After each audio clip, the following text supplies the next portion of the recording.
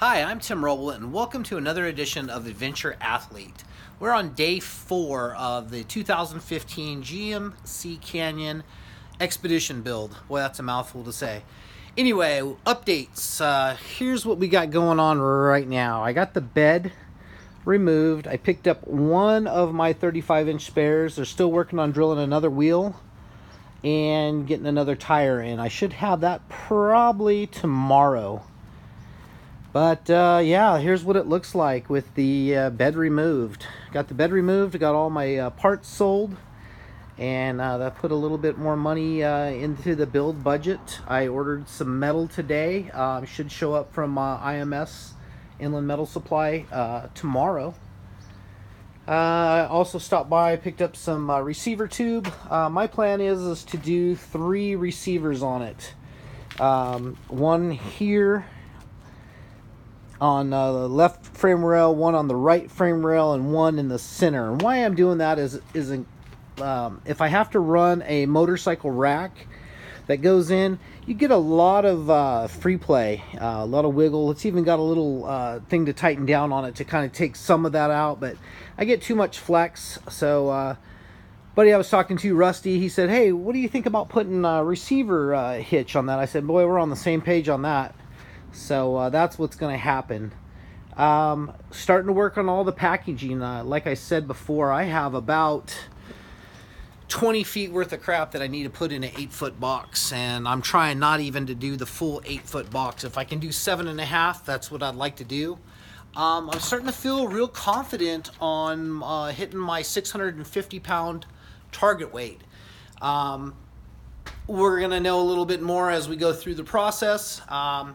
Feel a little better also as I talked to Fernando yesterday at Atlas Spring, and we went back and forth on me telling him my crazy idea. And as soon as I told him I was building the expedition vehicle, he was like, yeah, okay, I know what that is. I thought, oh wow, somebody finally understands what I'm talking to. I'm talking to another, like a real world fabricator these days. I feel like most of the vendors I've been dealing with in this since Monday on, we're only on Thursday right now. Man, I'm frustrated a little bit because the people I talk to, it's not like it used to be. I've kind of been out of the building off-road car segment for about 8 to 10 years, and we used to turn out 1 to 2 cars a year with me and the crew. So talking to Fernando, going back to Atlas Spring, I told him, hey, this is what I want to do.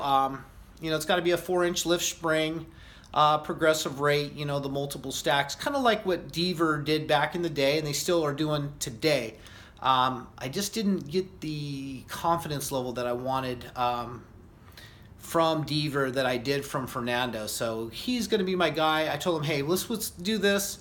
I told him the target weight. I told him exactly what I wanted. And he said, Tim, you know as well as I do the right way to do it. I said, yeah, put everything together, get everything set up, and then go take it down and weigh it. I said, one of the problems I have with that, doing it that way, is, I want to move shackles and I want to do fabrication, and this camper is going to be attached to the truck, the chassis. It's going to be part of the truck. I'm not going to be able to remove the camper off of the bed, the frame rails. So he says, yeah, I understand. I said, well, I want to move the shackle back 3 inches because I know I can get more droop out of it than what I got. And, kind of the target that I'm shooting for is probably somewhere around 14 inches. Of that, maybe 7 of that's going to be bump and 7 droop. We'll see kind of how the numbers play out. But I think that's something that I can get pretty easy. I'm looking at maybe even 16. Why I say 16? Because my buddy just came through with brand new 3-tube, 2.5-inch Fox 16-inch stroke bypass shocks. Is that overkill for an expedition vehicle? Hey, here's the deal. I still want to be able to drive the vehicle somewhat fast. I'm not going to say I'm going to be going out and jumping it, although I think it's going to be capable of doing that. Getting back to Fernando, he says put it all together and drive it down here. We'll weigh it, and I'll build you a set of springs for it as it sits. So basically right now the plan is going to be I'm going to mock up these 16s, I build the suspension at full bump. So I'll be bottomed out while we're talking about full bump and building it that way. So I'll build shock towers. We already know the towers are going to come inside to the camper, but they're going to be in the cabinet areas that I had laid out and designed. So at full bump, why I'm there, these also came in the mail yesterday, which are my bump stops and bump cans that I got to fabricate and put in. So I'm excited about that. Also picked up a mount that I'm going to use for that third mount in the back for the Expedition mount, and go from there. Kind of fabricating seat of my pants and living life with passion right now, and feel pretty good. I'll get some metal in tomorrow sometime, hopefully before noon, and start doing a little mock-up on stuff, and then I'm gonna take the weekend off, spend it with the family and the wife, and then hit it hard coming Monday through Friday again, and try to knock out anywhere from, we'll probably hit 10 to 12 hours on it. Parts are starting to flow in. Most of the parts that I'm ordering for this are coming either from Amazon or something I bought off of eBay. It's just not worth me running around trying to get stuff. So I got the pump for the sink, and I got the little sprayer, which is going to be the faucet. And I thought that would be a good way around for, trying to run hard and fast off-road. You don't want a faucet in there shaking all around and a hose to go down. Basically, I'm just going to use a 6-gallon water type jerry can to do the fresh water. And then on the sink drain, I'm going to run it out of like a 2-inch tube down with a butterfly valve on it. So that tube will probably hold somewhere around, maybe I'm going to say a gallon. The only time I'm using that water is going to be to wash dishes or wipe something off or wash your hands. I have a Lifesaver water purification, like a 5-gallon jerry can, and I use that for our water, and that's going to be our renewable water source. So wherever we're at, whatever water we can get, we can put it in there, you pump it up. And I will do a full review of that because I think that's really cool. I've been using that for about 6 months now, and I don't even hesitate to take some water out of a stream, and I pre-filter it through a coffee filter, and basically you can just put the can down in the stream and fill it up and then pump it up, and it's got a long ceramic filter cartridge on it like you would have for backpacking. And it filters your water, and the water actually tastes good and comes out nice, crystal clear. So that's an update for today. Not a very long one. Kind of got everything starting to get sorted out. So I kind of have all my electrical sorted out, and my solar stuff's coming in. This cool little thing just came in today also.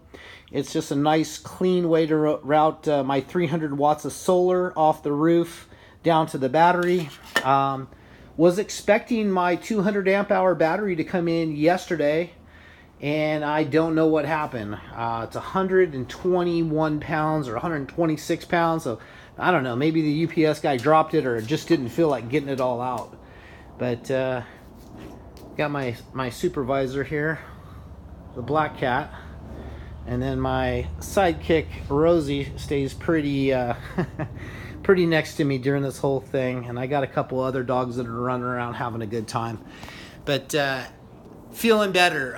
Tuesday was a down day for me for sure, and you're gonna take bumps and bruises down the road, but I gotta say it was great to talk to this guy Fernando down at can't even think of the name of the spring company now, but I said it earlier in the video.